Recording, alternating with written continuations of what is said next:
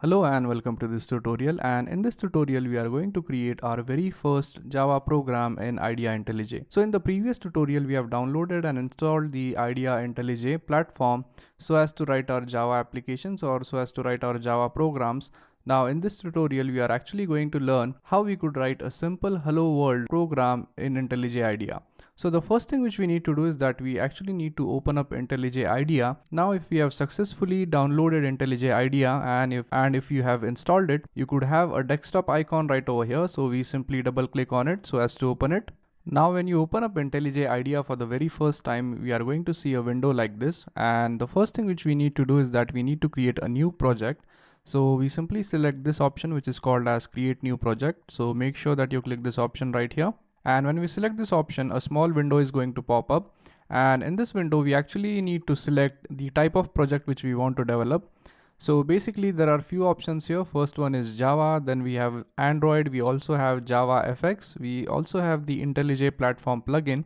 But in this case, as we are using or we are going to create a Java program, we need to select Java here. So if we have Android selected, make sure that you select Java.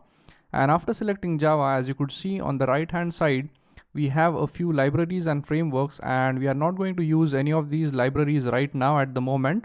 So make sure that you have unchecked these options here. And the next thing which we do is that after selecting Java, we simply click on next, and again we click on next. And the next thing which we need to do is that we actually need to name our project. So let's say we are creating a new project. So let's say we name it as new project. Then once you have named your project, simply click finish. And as you could see, your project folder has been created by IntelliJ IDEA, and you could see the contents of the folder by clicking on this arrow. And as you could notice, there is one folder which is called as the source folder.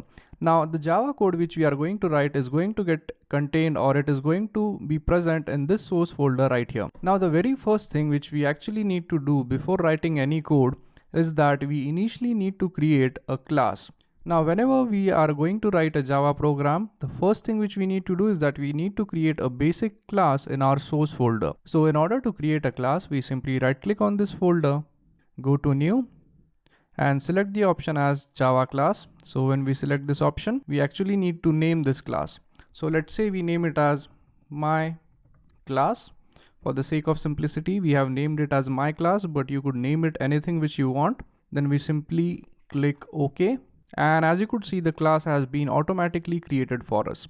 Now these lines of code right here are actually unnecessary, and it is automatically added by the IntelliJ IDEA. So we are going to go ahead and delete these lines. Now as you could see, we only have the class with us, and this is the basic structure of class. So let's understand what this thing right here is actually is. So the first thing which we notice is that this is our class name which we have given to the class. Now this is a keyword which is called as class, which specifies that this thing right here is actually a class, and this thing right here which is called as the public keyword is actually used in order to mention that this class is public. And whenever a class is public, it simply means that it is accessible to all the other classes. So once we have this class set up, the next thing which we actually need to do is that we need to create a main method inside this class. So in order to create a main method, pay close attention how we create the structure of the main method. So for creating a main method, we type public static void main string args, and after it we give opening and a closing curly bracket, and the code for the method is going to go right in between these two curly braces. So now if you don't understand what this method is, basically whenever we want to write in some code in the class, we actually create a main method or a simple method, and a method is something which actually is going to contain the code which we want to execute.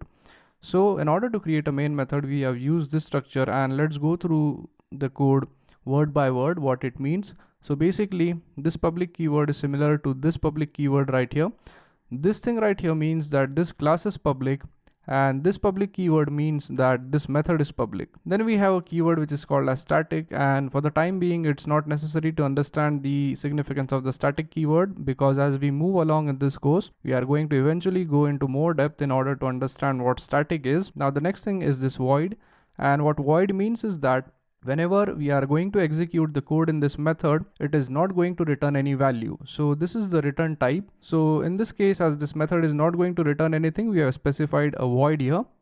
And this main keyword signifies that this is the main method of this class which is called as my class.